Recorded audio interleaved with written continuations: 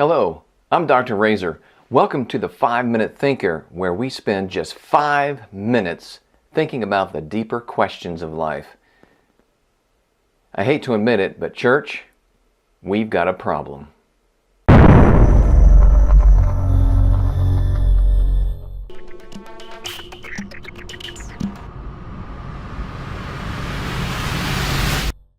Researcher George Barna has detailed the biblical and theological illiteracy problem in the church.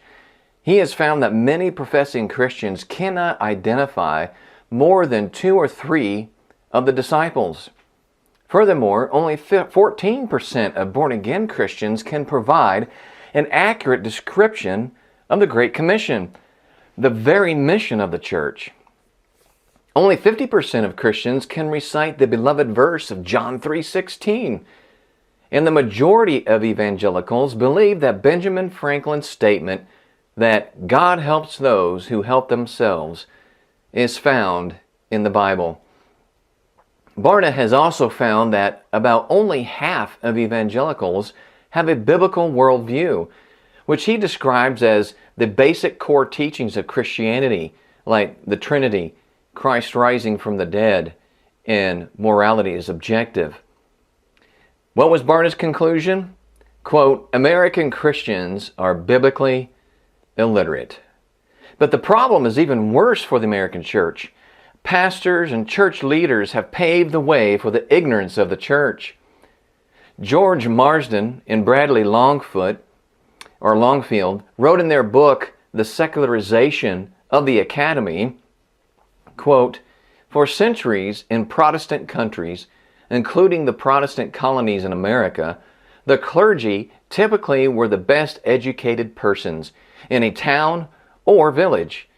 In this country, until well into the 19th century, higher education remained primarily a function of the church, as it always had been in Western civilizations.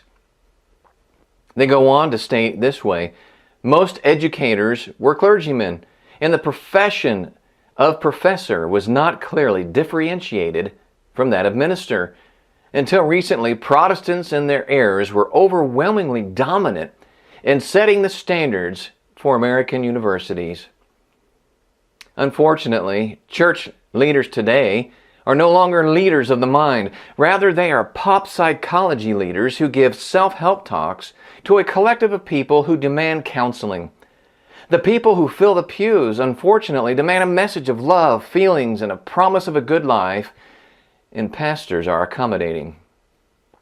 There seems to be no patience with the biblical text, and in fact, little desire to have patience with the biblical text, to study it and understand it. We don't need professors with lectures, goes the saying. We need a caring, loving pastor who tells us just about the love of Jesus and the hope of heaven. Note the false choice there. Church, this is anti-intelligence, anti-mind, and this is a sin. In Matthew 22:37, Jesus tells us that the foremost command is to love the Lord your God with all your heart, with all your soul, and with all your mind. In other words, neglecting the mind is breaking this command of Jesus. To love God with our minds, we must be thinking Christians. We must desire and demand the Bible to be preached and studied in the church. We must have patience with the biblical text. J.P. Moreland, Christian philosopher, in his book, Love Your God with All Your Mind, says it this way, if we are to love God adequately with the mind, then the mind must be exercised regularly, trained to acquire certain habits of thought, and filled with an increasingly rich set of distinctions and categories. In short, if we want to love God as Jesus prescribes us to do, the church will need to break out of the American mold of irrationality, emotion, and feelings only. It will need to engage the mind. It will need to learn how to think, study, meditate, and contemplate, not just the Word of God, but tools that help us to think more clearly, how God has made us in His image. And this is what we do at the 5-Minute Thinker, give you tools to learn how to think. Church, Do not settle for an empty faith of mere feelings and emotions. Let's think.